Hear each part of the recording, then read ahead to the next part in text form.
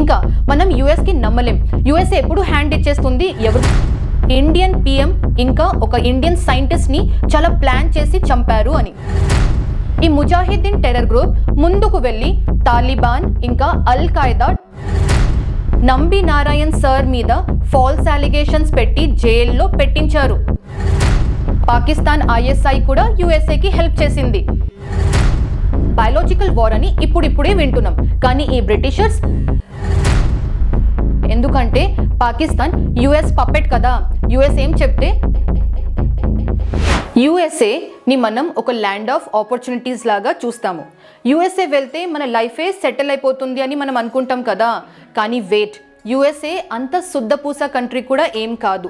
USA ఆడిన ఆటలు ఏంటి, యుఎస్ఏ వేరే కంట్రీస్ మీద చేసిన దాదాగిరి, మన కంట్రీ మీద చేసిన కుట్రలు, ఇవి అన్నీ మీకు ఈ వీడియోలో ఎక్స్ప్లెయిన్ చేస్తాను. యుఎస్ఏ అంటే యునైటెడ్ స్టేట్స్ ఆఫ్ అమెరికాలో ఉన్న వాళ్ళని మనం అమెరికన్స్ అంటాము.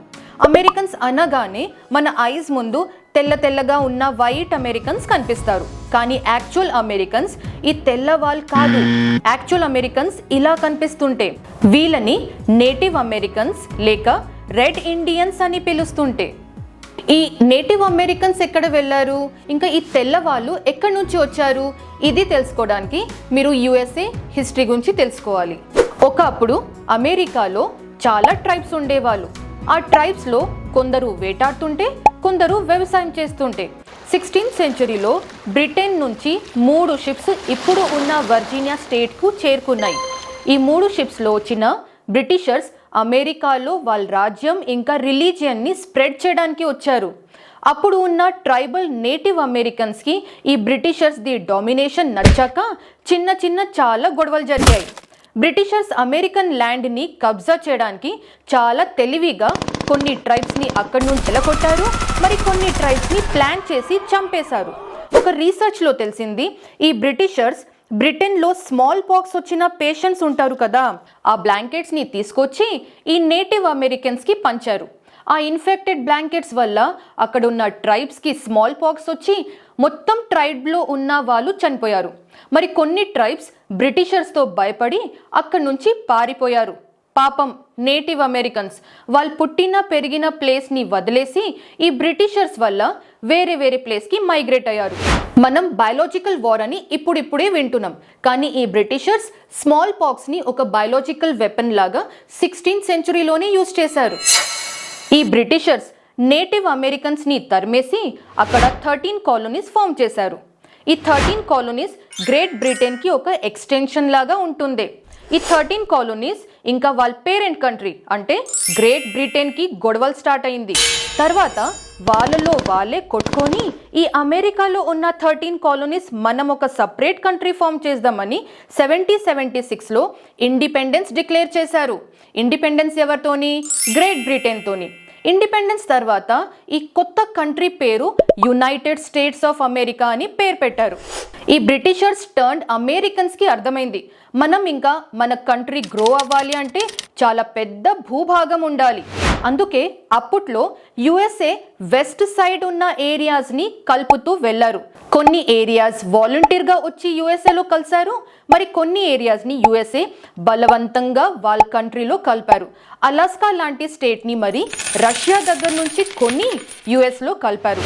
ఇలా ప్రెజెంట్ డే 50 స్టేట్స్తో యుఎస్ఏ ఒక స్ట్రాంగ్ కంట్రీ లాగా తయారైంది. యుఎస్ఏ స్ట్రాంగ్ కంట్రీ అవ్వడానికి ఇంకా చాలా రీజన్స్ ఉన్నాయి. ఫర్ ఎగ్జాంపుల్, ఇండిపెండెన్స్ తర్వాత యుఎస్ఏ వాళ్ళ కంట్రీలో మ్యానుఫ్యాక్చరింగ్ ఇంకా ఇండస్ట్రియలైజేషన్కి చాలా బూస్ట్ చేశారు. రైల్ రోడ్స్ కట్టారు, కొత్త కొత్త టెక్నాలజీస్ డెవలప్ చేశారు, మిలిటరీ వెపన్స్ మ్యానుఫ్యాక్చరర్ లాగా ఒక పేరు తెచ్చుకున్నారు.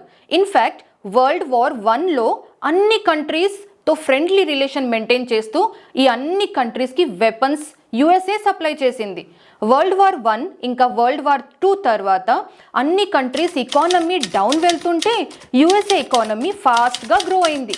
యుఎస్ఏ ఒక మిలిటరీ పవర్ ఇంకా న్యూక్లియర్ పవర్ లాగా ప్రపంచంలో నంబర్ 1 పొజిషన్కి చేరింది.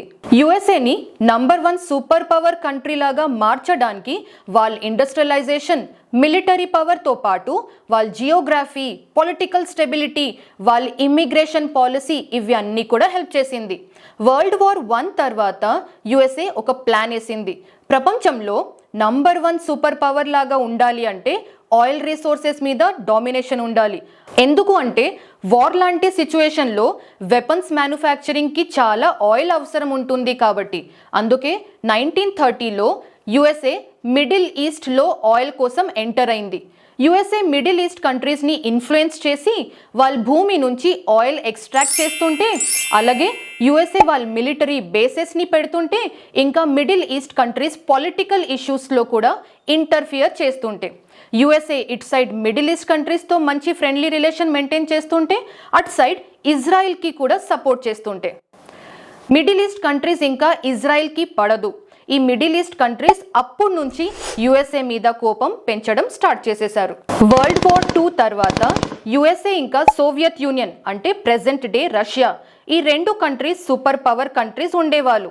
ఈ 2 కంట్రీస్ కూడా రైవల్ కంట్రీస్ ఉండేవాళ్ళు. వాళ్ళ డామినేషన్, ఇన్ఫ్లుయెన్స్ పెంచడానికి ఈ 2 కంట్రీస్ మిగతా కంట్రీస్ని వాళ్ళ సైడ్ లాగేవాళ్ళు.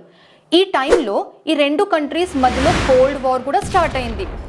సోవియట్ యూనియన్ ఏ కంట్రీస్ని ఇన్ఫ్లుయెన్స్ చేస్తుంటే అక్కడ యుఎస్ఏ చేరి ఏదో ఒక ఇష్యూ క్రియేట్ చేసి ఆ ఇన్ఫ్లుయెన్స్ని ఆపడానికి ట్రై చేస్తుంటే, ఆఫ్ఘనిస్తాన్లో కూడా ఇదే జరిగింది. 1979లో సోవియట్ యూనియన్ ఆఫ్ఘనిస్తాన్ని ఇన్ఫ్లుయెన్స్ చేసి మొత్తం డామినేట్ చేసేసింది.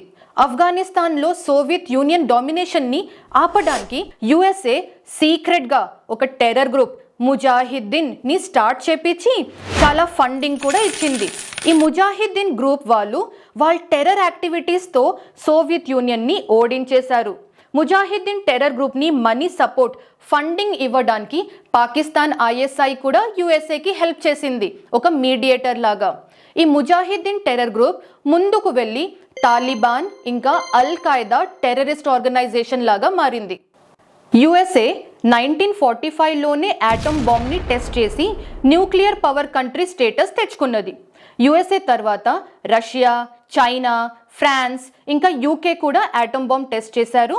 ఈ అన్ని కంట్రీస్తో కలిసి యుఎస్ఏ వరల్డ్ పీస్ పేరుతో ఇంకా వేరే ఏ కంట్రీస్ దగ్గర కూడా ఆటమ్ బాంబ్ లేక న్యూక్లియర్ వెపన్స్ ఉండకూడదు అని ప్లాన్ చేసింది. యుఎస్ఏ ఎన్పిటి అని ఒక ట్రీటీని క్రియేట్ చేసింది. ట్రీటీ అంటే ఒక అగ్రిమెంట్ లాగా. ఈ ట్రీటీలో మిగతా కంట్రీస్ ఎవ్వరు కూడా ఆటమ్ బాంబ్ లేక న్యూక్లియర్ వెపన్స్ డెవలప్ చేయకూడదు అని సైన్ చేయండి అని ఫోర్స్ చేశారు. నౌ మీరే ఆలోచించండి, యుఎస్ఏ హైపోథెటికల్ నేచర్ అంటే నా దగ్గర న్యూక్లియర్ వెపన్స్ ఉండాలి కానీ మిగతా కంట్రీస్ దగ్గర న్యూక్లియర్ వెపన్స్ ఉండకూడదు, ఇలా యుఎస్ఏ ప్లాన్ చేసింది. ఇండియా 1974లో చాలా సీక్రెసీ మెయింటైన్ చేస్తూ న్యూక్లియర్ వెపన్ టెస్ట్ చేసింది. సీక్రెసీ మెయింటైన్ చేయడం ఏంటి అంటే అప్పట్లో యుఎస్ఏకి తెలిస్తే న్యూక్లియర్ టెస్ట్ ఇంకా న్యూక్లియర్ వెపన్స్ డెవలప్మెంట్ జరగనివ్వకపోతుంటే. యాక్చువల్గా మన కంట్రీలో న్యూక్లియర్ వెపన్స్ 1966లోనే డెవలప్ చేసేశారు. అప్పుడు మన ప్రైమ్ మినిస్టర్ లాల్ బహదూర్ శాస్త్రి గారు ఉండేవారు. India Pakistan war peace agreement చేయడానికి లాల్ బహదూర్ శాస్త్రి తాష్కెంత్ అనే ప్లేస్ ఉజ్బెకిస్తాన్లో వెళ్ళారు. ఈ పీస్ అగ్రిమెంట్ సోవియట్ యూనియన్ ఒక నెగోషియేటర్ లాగా, ఒక మీడియేటర్ లాగా ఇండియా ఇంకా పాకిస్తాన్ మధ్యలో ఒక అగ్రిమెంట్ చేపించారు. తాష్కెంట్లో చాలా సస్పీషియస్ సిచ్యువేషన్లో లాల్ బహదూర్ శాస్త్రి గారిని చంపేశారు. అలాగే 13 days తర్వాత Indian nuclear physicist, scientist Homi Jahangir బాబాని కూడా సస్పీషియస్ సిచ్యువేషన్లో ఒక ప్లేన్ క్రాష్లో చంపేశారు. హోమీ జహాంగీర్ బాబా న్యూక్లియర్ వెపన్స్ మీద వర్క్ చేస్తుంటే వారు యుఎస్ఏ దాదాగిరి ఇంకా లాల్ బహదూర్ శాస్త్రి గారి డెత్ ఇంకా హోమీ జహాంగీర్ బాబా డెత్కి ఏం కనెక్షన్ ఉంది అంటే కనెక్షన్ ఉంది. యుఎస్ఏ చాలా ప్లాన్ చేసి వీళ్ళిద్దరిని చంపేశారు. ఇది యుఎస్ఏ సిఐఏ అంటే సెంట్రల్ ఇంటెలిజెన్స్ ఏజెన్సీలో డైరెక్టర్ పొజిషన్లో వర్క్ చేసిన రాబర్ట్ థ్రంబుల్ క్రౌలే, అతను సిఐఏ కెరియర్ మీద రాసిన బుక్ కాన్వర్జేషన్స్ విత్ ద క్రోలో కన్ఫెస్ చేశారు. రాబర్ట్ థ్రంబుల్ క్రౌలీ ఈ బుక్లో అతను కన్ఫెషన్లో చెప్పారు, ఇండియన్ పిఎం ఇంకా ఒక ఇండియన్ సైంటిస్ట్ని చాలా ప్లాన్ చేసి చంపారు అని. యుఎస్ఏ ఈ మర్డర్స్ ఎందుకు చేశారు అంటే అప్పట్లో ఇండియా న్యూక్లియర్ వెపన్ చేసే లాస్ట్ స్టేజ్లో ఉంటుంది. ఇండియాని ఎలాగైనా చేసి ఆపాలి. ఇంకా శాస్త్రి గారు ఇంకా బాబా సార్ వాళ్ళు ఆగుతలేరు అని వాళ్ళిద్దరిని యుఎస్ఏ చాలా ప్లాన్ చేసి చంపేశారు. ఇది ఒక్క ఇన్సిడెంటే కాదు, ఇట్లాంటి ఇంకా చాలా ఇన్సిడెంట్స్ ఉన్నాయి యుఎస్ఏ మన కంట్రీ మీద చేసిన కుట్రల గురించి. మీకు ఇంకొక ఇన్సిడెంట్ చెప్తాను. 1990s మన కంట్రీలో ఒక స్పేస్ ప్రోగ్రామ్ కోసం క్రయోజెనిక్ టెక్నాలజీ అవసరం పడింది. క్రయోజెనిక్ టెక్నాలజీలో రాకెట్ ఇంజిన్ని డెవలప్ చేస్తారు. అప్పట్లో ఈ cryogenic technology USA, Russia, China, France ఇంకా జపాన్ దగ్గరే ఉంటుంది. ఇండియా ఈ అన్ని కంట్రీస్ని మాకు కూడా క్రయోజెనిక్ టెక్నాలజీలో హెల్ప్ చేయండి అని హెల్ప్ అడిగింది. యుఎస్ఏ అంటే డైరెక్ట్లీ నో అని చెప్పేశారు. రష్యా మనకు హెల్ప్ చేయడానికి ముందుకు వస్తే యుఎస్ఏ అడ్డుపడింది. యుఎస్ఏ ఈ మిగతా కంట్రీస్కి వార్నింగ్ కూడా ఇచ్చింది, ఇండియాకి ఈ క్రయోజెనిక్ టెక్నాలజీ సపోర్ట్ చేయకూడదు అని. ఇవి అన్ని ఆపోజిషన్స్ తర్వాత కూడా రష్యా మనకు హెల్ప్ చేశారు. ఇంకా ఫైనల్లీ క్రయోజెనిక్ టెక్నాలజీ మీద మన కంట్రీలో ఇస్రోలో వర్క్ స్టార్ట్ అయింది. ఇస్రోలో అప్పుడు నంబి నారాయణ్ పేరుతో ఒక ఏరోస్పేస్ ఇంజనీర్ సైంటిస్ట్ ఈ క్రయోజెనిక్ ప్రాజెక్ట్లో డైరెక్టర్ పొజిషన్లో వర్క్ చేస్తూ ఉండేవారు. ఇండియాది స్పేస్ ప్రోగ్రామ్ ఆగిపోవాలి, ఈ క్రయోజెనిక్ టెక్నాలజీని యూజ్ చేయొద్దు అని యుఎస్ఏ ప్లాన్ చేసి నంబి నారాయణ్ సార్ మీద ఫాల్స్ అలిగేషన్స్ పెట్టి జైల్లో పెట్టించారు. ఇస్రో ప్రాజెక్ట్ డైరెక్టర్ చాలా రెస్పెక్టెడ్ పర్సన్ 50 days జైల్లో టార్చర్ అనుభవించారు. ఇది ఎవరు చేశారు? యుఎస్ఏ చేసింది. యుఎస్ఏ తలుచుకుంటే వాళ్ళ స్వార్థం కోసం ఇంకో కంట్రీ లోపల వెళ్ళి వాళ్ళ శాంతి, వాళ్ళ పీస్ని మొత్తం డిస్టర్బ్ చేసే పవర్ కూడా యుఎస్ఏకి ఉంది. జియో పాలిటిక్స్ అలా ఉంటుంది. యుఎస్ఏ రష్యా ఇంకా చైనాని చాలా అగ్రెసివ్ కంట్రీస్ లాగా చూస్తుంది. రష్యా ఇంకా చైనా వేరే కంట్రీస్ మీద వాళ్ళ ఇన్ఫ్లుయెన్స్ ఇంకా వాళ్ళ డామినేషన్ పెంచడానికి ఏమైనా చేస్తారు. ఈ రెండు కంట్రీస్ కూడా న్యూక్లియర్ పవర్ కంట్రీస్, ఎకనామికల్లీ ఇంకా మిలిటరీ పవర్లో కూడా స్ట్రాంగ్ కంట్రీస్. ఫ్యూచర్లో రష్యా ఇంకా చైనా వేరే చిన్న చిన్న కంట్రీస్ మీద అటాక్ చేస్తే ఈ చిన్న చిన్న కంట్రీస్ రిటర్న్గా ఫైట్ చేయలేరు, ఎందుకంటే వాళ్ళ దగ్గర అంత పవర్ లేదు కాబట్టి. ఈ అన్ని కంట్రీస్ని కాపాడుకోవడానికి యుఎస్ఏ ఒక బిగ్ బ్రదర్ లాగా ముందుకు వచ్చి NATO, North Atlantic Treaty Organization ఇట్లాంటి ఒక గ్రూప్ని స్టార్ట్ చేసింది. నేటో 1949లో 30 కంట్రీస్ కలిసి ఒక గ్రూప్ లాగా స్టార్ట్ చేశారు. నేటో మెయిన్ ప్రిన్సిపల్ ఏంటంటే an attack on one NATO member is considered as an attack on all the NATO members. అంటే నేటో మెంబర్ కంట్రీ మీద వేరే కంట్రీ ఎవరైనా అటాక్ చేస్తే మొత్తం నేటో కంట్రీ మెంబర్స్ కలిసి ఆ కంట్రీతో ఫైట్ చేస్తారు లాగా. యుక్రెయిన్ ఇంకా రష్యా వార్లో యుఎస్ఏ సీక్రెట్గా యుక్రెయిన్కి మిలిటరీ సపోర్ట్ కూడా ఇచ్చింది. యుక్రెయిన్ ఇంకా రష్యా వార్ అవ్వడానికి చాలా రీజన్స్ ఉన్నాయి, కానీ యుక్రెయిన్ నేటోలో జాయిన్ అవ్వడానికి ఇంట్రెస్ట్ చూపించడం ఇది కూడా ఒక రీజన్ అని ఎక్స్పర్ట్స్ నమ్ముతారు. ఇలా నేటో ట్రీటీని క్రియేట్ చేసి యుఎస్ఏ వాళ్ళ కాంపిటీటర్స్ రష్యా ఇంకా చైనాని స్ట్రాటజికల్లీ కౌంటర్ చేయడానికి ప్లాన్ చేసింది. ఇండియా నేటోలో జాయిన్ కాలేదు, ఎందుకంటే మనకు అట్ ప్రెజెంట్ యుఎస్ఏ కూడా మంచి ఫ్రెండ్, రష్యా కూడా మంచి ఫ్రెండ్. కానీ మనం కష్టాల్లో ఉండేటప్పుడు మనకు రష్యా వచ్చి చాలా హెల్ప్ చేసింది. ఇంకా మనం యుఎస్కి నమ్మలేం, యుఎస్ఏ ఎప్పుడు హ్యాండ్ ఇచ్చేస్తుంది ఎవరు కూడా చెప్పలేరు. కాబట్టి మనం రష్యాకి కోపం వచ్చేట్లాగా ఏ పని చేయలేం. కాబట్టి ఇండియా నేటోలో జాయిన్ కాలేదు. ఇప్పటి వరకు మీరు యుఎస్ఏ చేసిన దాదాగిరి గురించి విన్నారు. ఇప్పుడు మీకు చెప్తాను యుఎస్ఏ మనకు ఎట్లాంటి ఇన్సిడెంట్స్, ఎట్లాంటి సిచ్యువేషన్లో హెల్ప్ చేసింది. ఫస్ట్ ఇన్సిడెంట్ 1962లో ఇండియా చైనా బార్డర్ కాన్ఫ్లిక్ట్లో ఒక చిన్న వార్ జరిగింది. ఈ బార్డర్ కాన్ఫ్లిక్ట్లో యుఎస్ఏ మనకు హెల్ప్ చేశారు కాబట్టి చైనా వెనక వెళ్ళిపోయారు. యుఎస్ఏకి మనం ఫ్రెండ్ కంట్రీ కాబట్టి మనకు హెల్ప్ చేశారా, లేకపోతే చైనాని ఓడించడానికి మనకు హెల్ప్ చేశారా ఆలోచించాలి. సెకండ్ ఇన్సిడెంట్ 2019లో జమ్మూ అండ్ కాశ్మీర్ మీద పాకిస్తాన్ ఎయిర్ స్ట్రైక్స్ చేశారు. ఇండియన్ ఎయిర్ ఫోర్స్ కూడా రిప్లై కౌంటర్ చేసేటప్పుడు captain Abhinandan Varthaman the fighter jet పాకిస్తాన్లో వెళ్ళి పడింది.